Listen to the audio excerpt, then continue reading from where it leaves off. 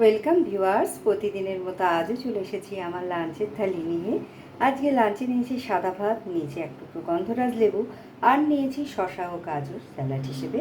প্রথম পাতে খাওয়ার জন্যে নিয়েছি বেগুন ভাজা, আর তার সাথে খাওয়ার জন্য নিয়েছি অরহরের ডাল, যেটা আমি বিনস ও লাউ দিয়ে রান্না করেছি। ডালটাকে আগে সেদ্ধ করে নিয়েছি, আর লাউ আর বিনসটাকেও একটু ভাপিয়ে নিয়েছি।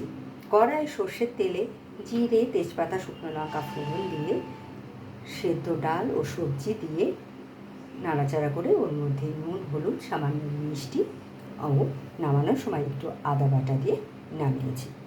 তারপরে নিয়েছি আলু, পটল ও পনিরের রসা, যেটা আমি আদা, জিরে, ধনে ও লঙ্কা বাটা দিয়ে রান্না করেছি।